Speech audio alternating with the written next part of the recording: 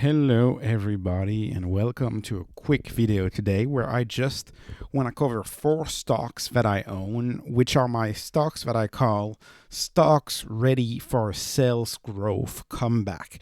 These are all quote-unquote fallen heroes, quote stocks that were growing much faster, but whose growth has stalled for various reasons, mainly economic reasons, especially in the case of in-mode and end-phase reasons related to interest rates.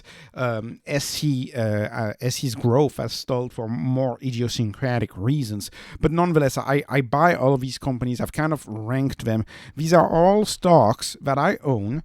Some of them I add to, but I own them even though their projected revenue growth over the next 12 months is less than 30%. And if you follow the channel, you know that I look for at least 30% in revenue growth, and these are more than twice as little as that, more than half what I look for in revenue growth. Keep in mind, many of these stocks used to grow much faster than 30%. This is especially true for a stock like Enphase, but not only. C Limited and InMode were in this case. Nonetheless, my favorite metric, which is the metric that I've created for the channel, which is a spin on the PEG ratio, the price to earnings to growth ratio, but it's the EV to gross profit to revenue growth ratio, can handle stocks that have any type of growth rates and tell me whether those stocks are expensive or not. Now, this is a growth biased metric, and of course, some stocks, if they do not show growth, in the 30, 40, 50% range, they're going to be disadvantaged. That's actually the case for Enphase. If I use the number from analysts here, I use 12% for Enphase, which is the analyst number. You can see it gives it a 1, which is not a good number in my spreadsheet at all. PayPal too is really penalized in my spreadsheet with a 0.7 because analysts are giving it forward growth of only 8%.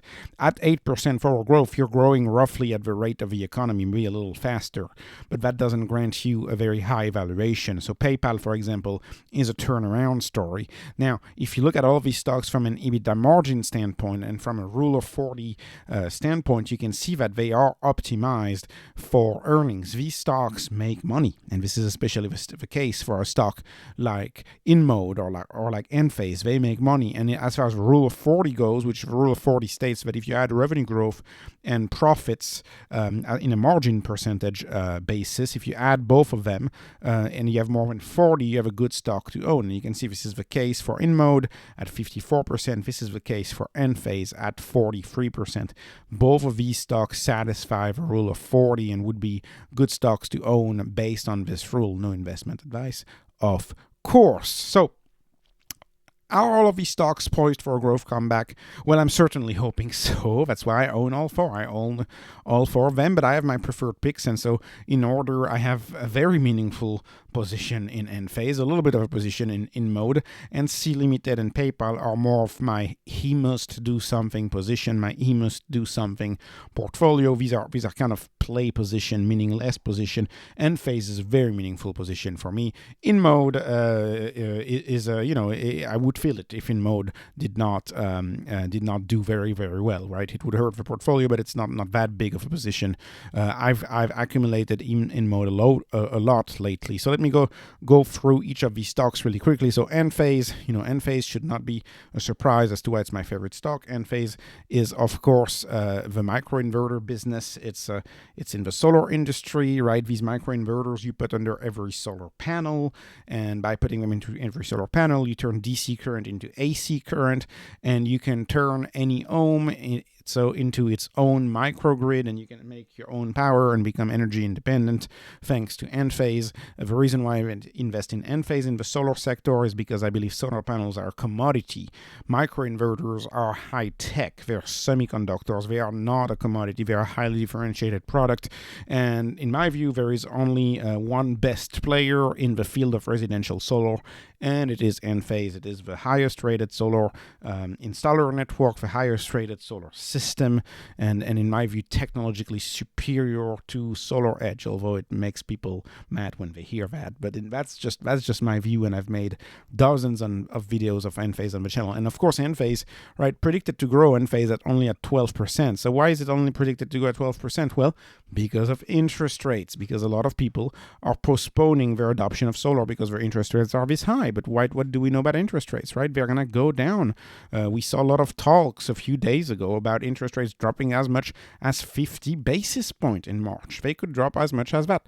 We don't know yet. I may be too hopeful, but if interest rates drop, solar installs will become very attractive again, and I expect Enphase, no financial advice of course, but I expect Enphase to get back to 30-40% growth. Now, what about InMode? InMode is a new favorite of mine. It's a recent new favorite of mine. I've known about it for a long time. I've analyzed it before, but I pulled the trigger on it because the stock is very, very cheap. InMode is a stock in the cosmetics space. They lie right at the intersection between laser cosmetic procedure and surgical procedures. And because of that, we have a very unique positioning, very unique product, kind of a best cost product. And their product is a skin tightening machine. It's a machine that allows you to make cosmetic improvements. For example, someone loses weight very, very, very fast. They're going to have skin hanging. Well, InMode allows you to tighten that skin, and they do that for your face, for your belly, for wherever you want.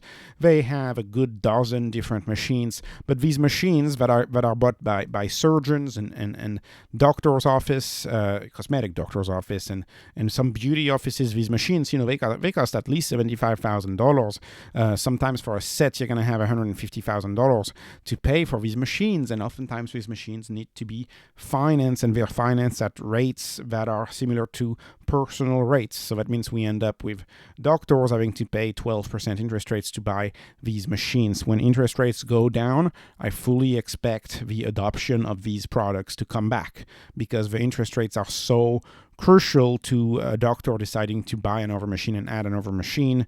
And again, look at the margin. Look at the margin of a stock like InMode, 41% EBITDA margin. And you know that on this channel, I like EBITDA better than cash flow, which is why I think EBITDA has fewer flaws than cash flow, which is why I always use EBITDA when I analyze my stocks. It's a ridiculously profitable company.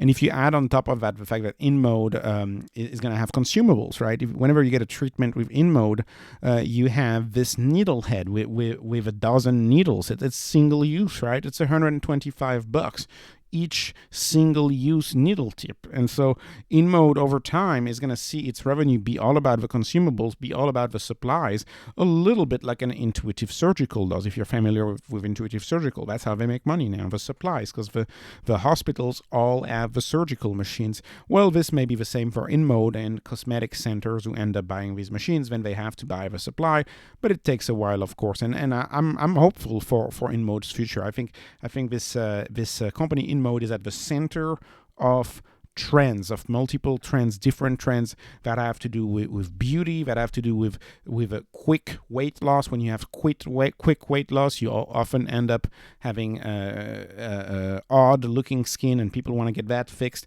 It goes really well with the Instagram, TikTok, internet, all of these cultures. It's really at the heart of multiple mega trends. I like InMode very much.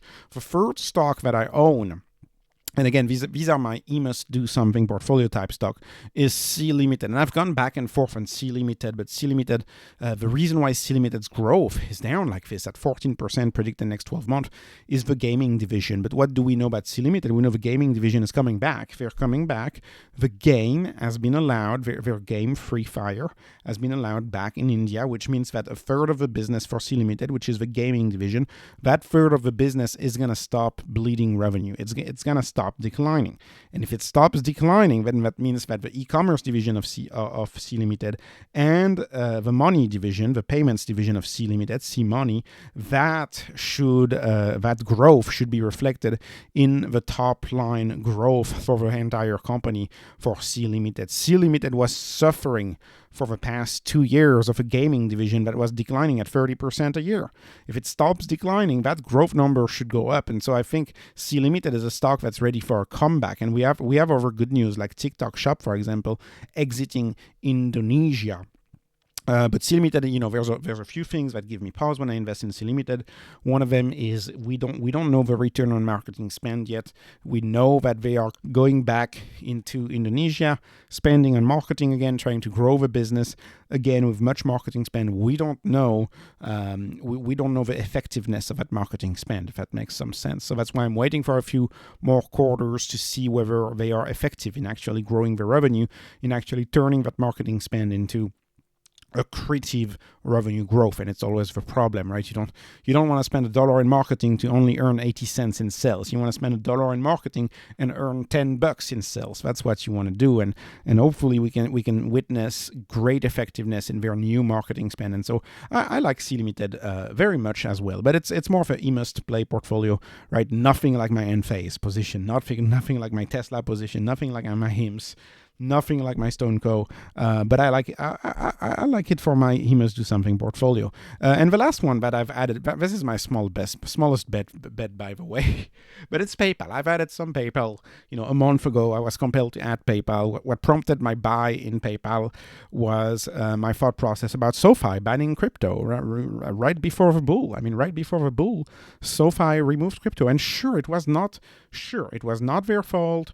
Sure, it was the regulator asking them to do that, but nonetheless, they partner with blockchain.com. Why did they do that and not Coinbase? I don't know. Why did they advertise it up until the very last day?